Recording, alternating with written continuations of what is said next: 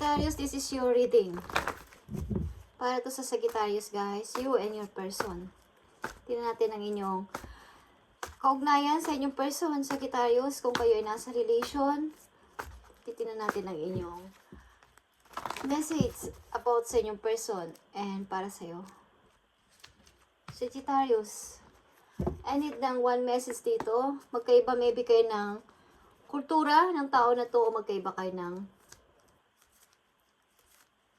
bansa. Okay, tingnan natin. Sagittarius, you and your person. Okay, guys. Gusto niya lumabas, guys. Calling in your soulmate, guys. Ang nandito.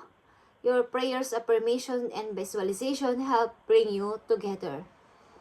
Okay? Mukhang isa sa inyo ng yung person is hinihiling na mag-come back ang isa sa inyo. Okay? Or kinukuling nyo ang inyong soulmate na iniisip o tinuturing yung soulmate sa puso ninyo na kayo ay magkasama muli. At something nandito ang release your ex. Mukhang kayo naghiwalay ng yung person. Sagittarius, tingnan natin. Mukhang kailangan yung ibalik ang inyong energy and i-clear ang inyong mind kung kayo ay naghiwalay na ng yung ex. At maaari din na ang isa sa inyo o ikaw mismo, Sagittarius, is gusto nyo makipagbalikan sa inyong ex. Okay? So, titingnan natin ang inyong message, you and your person. Maaaring nai-influensyahan ang inyong relation about sa inyong paniniwala sa isa't isa, pananaw sa isa't isa. At maaaring magkaiba kayo ng religion, okay? Paniniwala sa pananampalataya, at maaaring sa mga kaugalian, magkaiba kayo, Sagittarius, ng iyong karelasyon. Okay. Tingnan natin, maaaring kayo hiwalay na ng tao na to, o maaaring gusto mo ulit makasama ang tao na to. At kinukuling mo siya. Something. Hindi ko alam kung napapanaginipan mo to, hinihiling mo ba naginipan mo ang person na to. Okay. Message for Sagittarius and sa kanyang person. Sa kabilang side dito, sa kanan ko is ang yung person. Okay, Sagittarius. Dito sa kabila is ang yung energy. Okay. Yeah. Fertility is here, guys.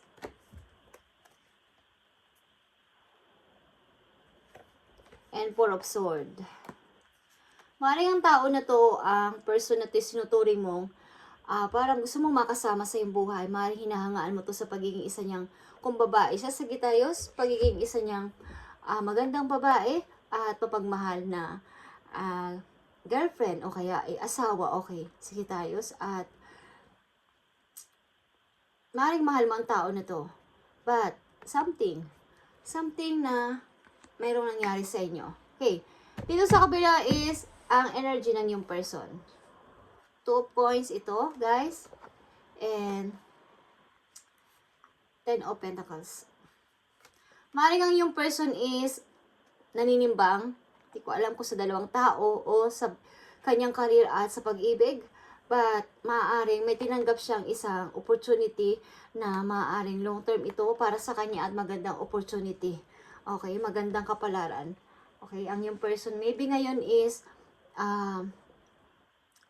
maayos ang pananalapi at maaaring okay sa kanyang pamumuhay sapagkat maayos ang kanyang pagdating ng, kumbaga sa career is matagumpay siya, successful siya.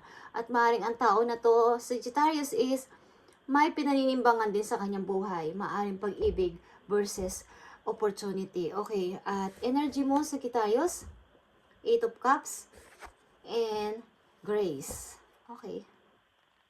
Mukhang ikaw ay nahihirapang makamove on. Hindi ko alam kung bakit.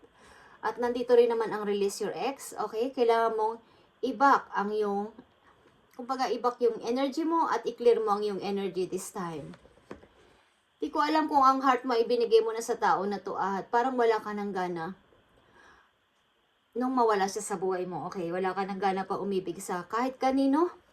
Okay? Maaring someone is leaving o ikaw mismo umalis ka sa situation or umalis ang person mo sa situation.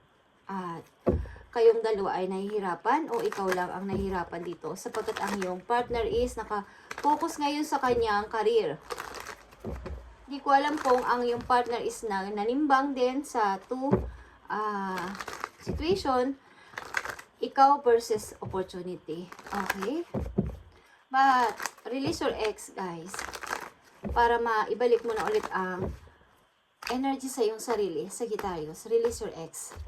Maaaring kinukuling mo ang iyong soulmate.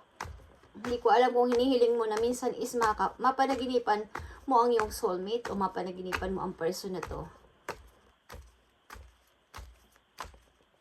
Tingnan natin to, guys.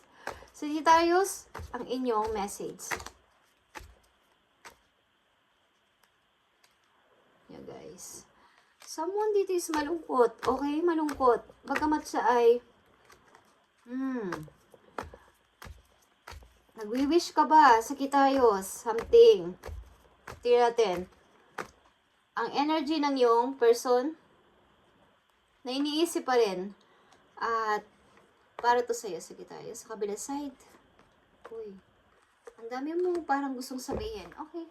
Lovers mo to. At mahal mo ang tao na to. Okay, Sagittarius. Tingnan natin ang energy ng iyong person. Yeah. Busy ang iyong person, guys. Like I said. Busy siya sa work. At maaaring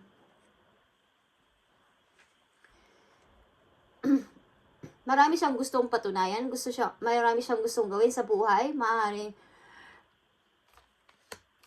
balak din niya mag-aral or something na ma-learn pa siya sa kanyang kasalukuyan. Okay? Maaaring pinipilit niya o ginagawa niya lang na cool ang lahat na nangyari sa buhay niya. At nasa kanya ngayon is nakapokus siya ngayon sa kanyang pagtatrabaho at wala siyang ibang nilalagay sa isip niya kundi work, and money, pagpapalago ng money. Sagittarius. Okay? At ikaw, sa energy mo, nakikita mo ang 3 of Pentacles and 5 of Pentacles and reverse. Maaaring ikaw ay nag-i-start pa lang sa trabaho at nahihirapan ka din maka-adapt sa mga bagong person o bagong mga tao sa paligid mo at bagong trabaho sa paligid.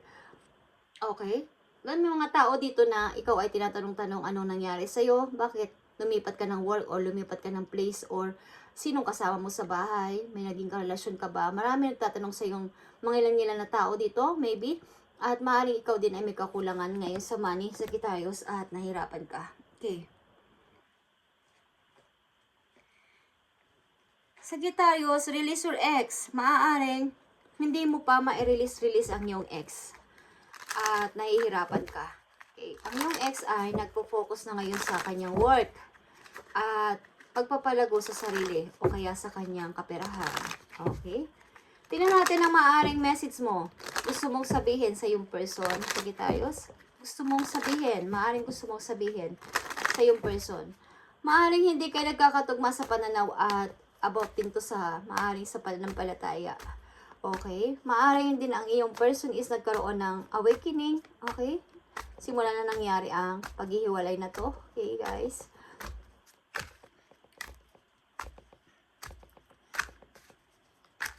Tingnan natin, Sagittarius, ang gusto mong sabihin sa iyong person. Message mo sa iyong person. Okay.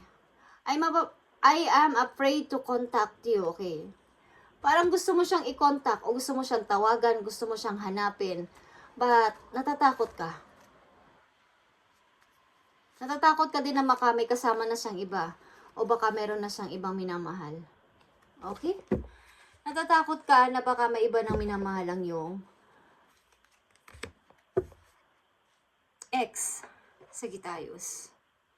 Maaring gusto mo siyang kontakin, gusto mo siyang tawagan o hanapin, is natatakot ka na baka ano ang marinig mo at yun ang ikashock mo talaga. Okay, Sagittarius. Tingnan natin ang maaaring outcome nito sa inyong dalawa, guys. Anong maaaring outcome nito sa inyong dalawa? Okay. Sino man ang karelasyon nyo sa Sagittarius na parang recently na nag-break kayo, ito ay para sa inyo. Okay? At maaari dito mag-vice versa, guys, ayon sa inyong situation. Okay. mukhang gusto mo pa rin siyang kontakin o natatakot ka na baka may makita ka na may kasama ng iba ang yung person once na makita mo siya, okay? Wala naman ako nakikita dito, guys, na meron ng iba ang yung ex. Focus siya ngayon sa kanyang work at pagpaparami ng ipon. Okay? Tingnan natin ang outcome dito at ano ang gustong sabihin din sa'yo o pakiramdam ng iyong ex. Okay.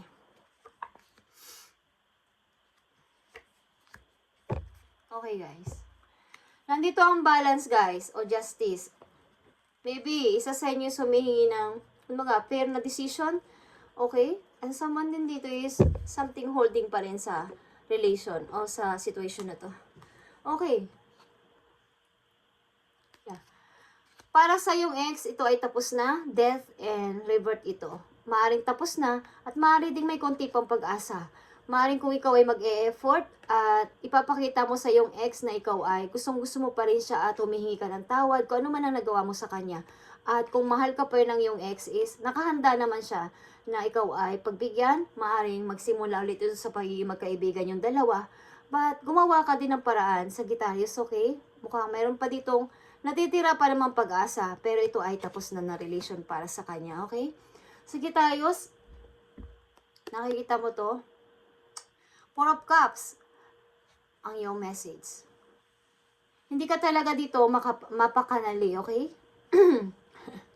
Something na baka iniisip mo na mag-move on na ba ako? O dito pa rin ako? Baka magbalik pa siya? O baka kami pa din? Okay. Marami kang mga minumuni-muni na kapag meron din namang mga taong naku-curious sa'yo, meron namang gusto ka, halimbawa may nagpaparamdam sa'yo, may nagpapapansin sa'yo, but hindi mo nakikita o hindi mo pinapansin sapagkat naka-stuck ka nga, naka-stuck ka nga sa situation na to, okay? At maaari naghihintayan kayo o naghihintay ka na magparamdam ang tao na to sa'yo. Nandito ang death and rebirth, guys. Dito ay number 13 is 4. And nandito din sa kabila. Sa energy mo is number 4. Marito ay talagang isang relation na tinatag ninyo. But nasira. Okay. Tingnan natin ang advice sa inyo ng iyong guidance. Sa inyong situation, Sagittarius, ng iyong person.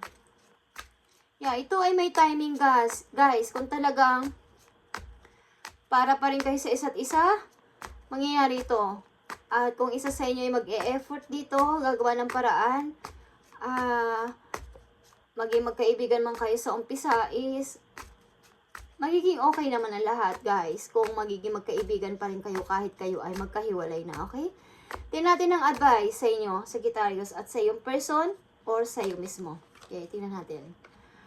Find ways to fill your cup. Sagittarius, be self-full, follow your heart, and always trust your intuition. Go deep within. Sagittarius, find your triggers and address them one by one. Self-healing is the best healing. Only then can you offer the best version of yourself. Okay. Para to sa'yo maybe, sapagkat hindi mo napapag-realize na kailangan kong maghanap ng iba pang ways para ako ay, kumbaga, huwag ka naka-focus doon sa natapos na.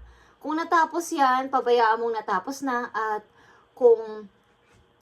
kumbaga, makinig ka sa iyong intuition, kung ano ang tinitibok ng iyong puso, halimbawa, sasabi ng mas matimbang sa iyong puso na puntahan ko ang tao na to, suyuin ko ulit, or mahal na mahal mo pa rin siya at magbigay ka ng aksyon sa iyong mga iniisip is maaaring maganap ito. Okay?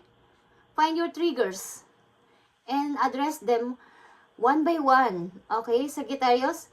At ang una-una dito, self-healing is the best healing. Una-una, mag-heal ka muna sa sarili mo at after mong marilis ang iyong ex, why not na hindi mo siya balikan kung gusto mo at kung tatanggapin ka niya, is napakaganda ng ending. Okay? Only they can you offer the best version of yourself. Maaaring patunayan mo sa sarili mo o patunayan para makita din ng tao na to na ikaw ay marami ng pinagbago. At maaaring maging okay ang lahat kung talagang kayo is kayo, okay? Sagittarius. So ito ang inyong reading ng iyong person. Maaaring ito ay ex mo na, Sagittarius. At God bless sa inyo, Sagittarius.